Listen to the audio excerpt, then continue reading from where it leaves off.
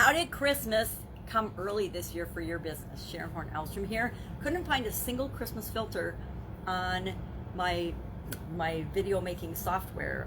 I actually do Facebook Live. This is a Facebook Live, and there are not any Christmas filters on Facebook Live, at least not that are served up to me, which I find super sad and disconcerting. So I grabbed this little puppy dog because I want to have kind of a Christmas theme going for the next few days. Leading up until Christmas, I would like to talk about a Christmas idiom and how it impacts our business. Now, Christmas came early this year.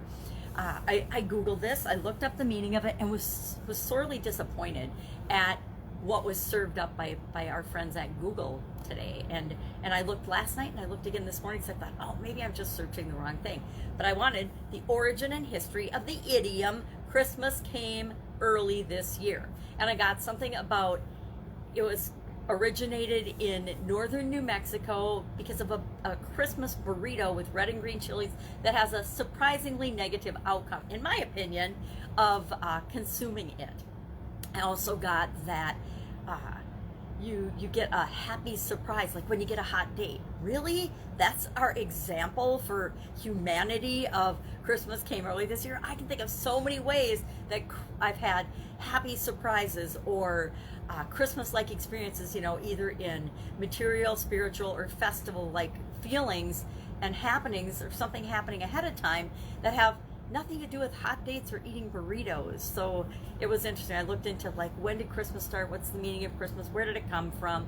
Things like that made me feel much better than I originally did when I searched out the actual history and meaning of this particular saying.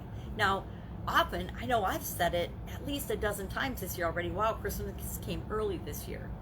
And not just with respect to Christmas decorating. 2020 has been a bizarre year for everybody. And in our businesses, good things and bad things have happened. In all of our businesses, even if your business is growing and expanding and exploding due to the changes that have happened around us this year, or if your business is shut down, there are always positive things that come out of any experience that we have. So no matter what your business situation right now, it's not doom and gloom. No matter what, and no matter how you feel about it, there's always a light at the end of the tunnel. There's always something that we can do to continue to move forward and serve people. I mean, we don't start our businesses because we don't want to serve people. We start our businesses to create something good in the world, to add value to the world, and we need to be that light in the world. Entrepreneurship and business owners need to be that light in the world.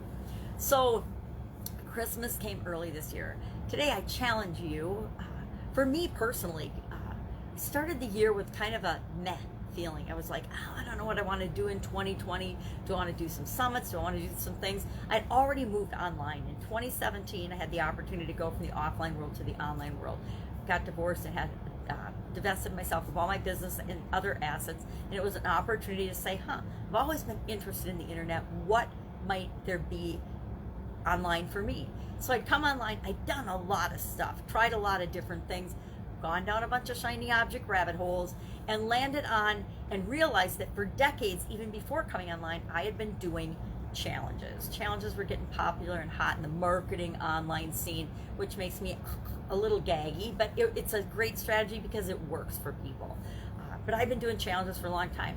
But when COVID hit in March and then into April, and then expanding up until now, we're still, dealing with COVID shutdowns and things. I went to the bank yesterday. I hadn't been to the bank for a long time, but I needed to go in, and I got to the door and realized I have to have an appointment, because in Wisconsin, only one person can be in the bank. One customer can be in the bank at a time. Huge bank, 6 feet of separation. Even the teller windows are 6 feet or more apart. So I'm like, that makes no sense. There's so much of it that makes no common sense whatsoever. It's kind of scary. And even the bank teller said, oh no, I asked about it, and she's like, oh no, it's not 6 feet. It's what the governor of, and it's political, and it's what our governor of our state did and decided this is how we have to operate. So so many industries that we don't even think about, that we take for granted, are having huge changes and huge impacts. Now, some of those changes feel bad and negative, but some of those changes are actually really good and needed for certain industries and certain practices in the way we did things. Now, I come from a food manufacturing background and personal care products manufacturing background in both corporate and business ownership. And so we always had a higher standard of expectations, government regulation, USDA, FDA, departments of agriculture. So our standards for cleanliness and sanitation, just like beauty salons and things where people, medical, think of the medical industry. The medical industry was the most prepared for something like a pandemic in terms of cleaning and sanitation. And then there's we all fall into other categories or other spots along the spectrum of how prepared were we. Well, I don't think anybody was prepared for a pandemic, but we've sure learned that maybe that's something that needed to be in our emergency action plans in the first place.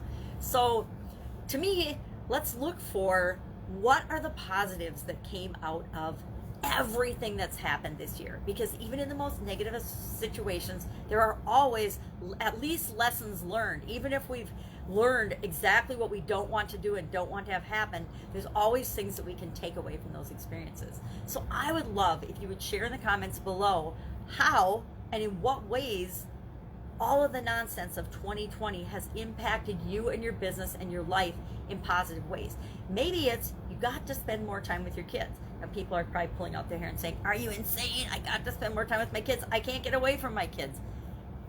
But the truth is, in 2020, most families, most parents, most couples will have literally spent more time together than they had in their entire life previously, or that they would normally spend literally together, getting to know one another, being each other's people, than in any other, I don't think of in any other time in history. So there's always an upside, right? Oh, I have to watch my kids all the time, or, oh my God, I get to find out what incredible human beings my children are. Or I was totally taking my spouse for granted, not realizing all the things that he actually did for me, or she. What the heck? This is an incredible person. I know why I fell in love with them in the first place. Now, is the opposite happening in people's situations? Yes, but that's probably an indication that something was very broken before, and there's just so many gifts, and literally so many gifts and lessons to be learned from this year. I don't want to miss, and I hope that you won't miss, the opportunity to be grateful for and appreciate all of the positive things that came out and are coming out of 2020, not just focusing on the things that you've lost, the things where you felt like a victim or out of control, the things that have caused you to be afraid or stressed out. Because on the other side of those are the gifts of an amazing future. All right, have an amazing day. Love to know what you think of Christmas Came Early this year. If you'd like some examples of what happened in my life, ask and I'll share them in the comments below. Otherwise, have an amazing day. I will be with you tomorrow with another interesting idiom. What does it mean? Where does it come from? And how might you use it in your life today? Not quite sure that I agree with where it came from, but it is what it is. Have a great day.